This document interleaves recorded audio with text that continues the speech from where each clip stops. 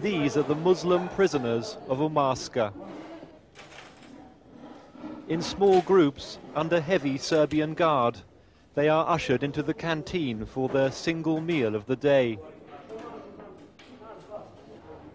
Most have been here for 2 months.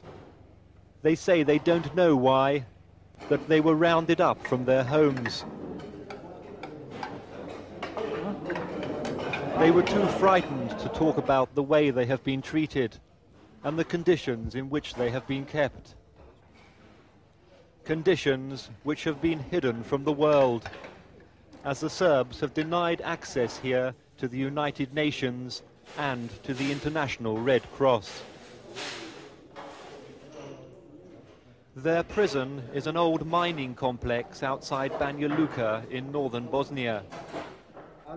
In an office above the canteen, the camp commandant and a spokeswoman for the local Serbian authorities said they had 2,500 of what they called internees, who were being interrogated as possible Muslim fighters. No, this is not the camp, this is the center, the transit center. Omarska and Ternopil, both the centers, not camps. The prisoners were being brought to the canteen from a large industrial building in the center of the mining complex. It too was under heavy guard, and we asked to be allowed to look inside. But in spite of promises of openness from the Serb Bosnian leader, Dr. Karadzic, we were told we could see no more. Why are you not fulfilling Dr. Karadzic's promise to us? He promised us something else and said, you can do this and that, and not that. Our armed escort made it clear our visit was over. We are now being asked to leave this camp, having seen nothing more than the canteen. We have been told that Dr. Karadzic's promise, while good to us, does not carry any weight here. As we were moved on, soldiers told us the army did not control the camp, which they said was run by the local authorities and militia.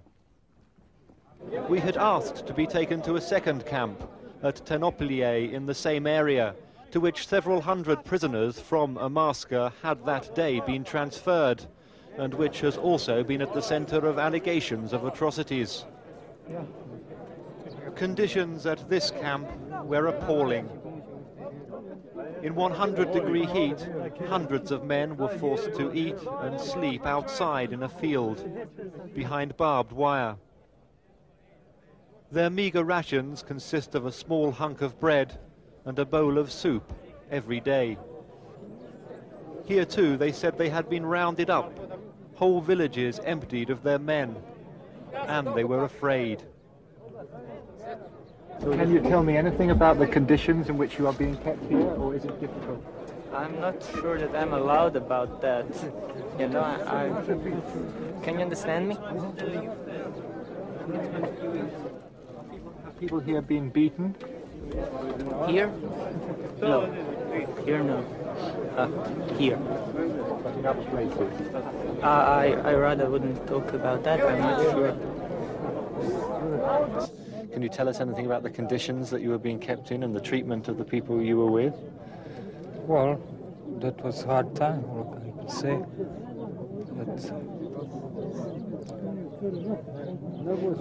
We heard stories of people being beaten and people disappearing. Did that happen? Well, I can't say much about that.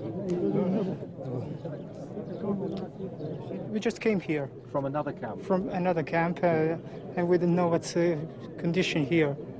We accept a little bit more better. What was like Prijedor. What was it like before? It was terrible.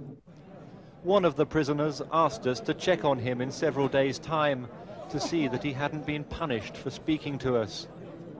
And away from the camera, there were allegations of routine beatings and executions. Several prisoners told us of retaliatory killings. One instance in which they claimed 150 of their fellow prisoners had been killed following the death of 10 Serbian soldiers in a Muslim village. We were told people had been beaten to death, and we were asked to smuggle a film out of the camp. The pictures show severe injuries, apparently as a result of beatings.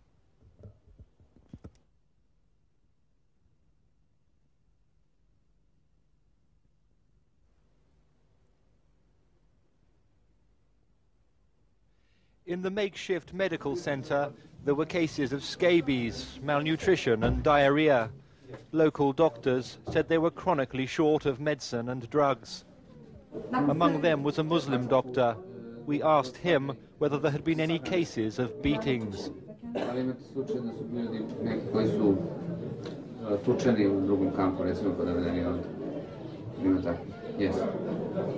Many?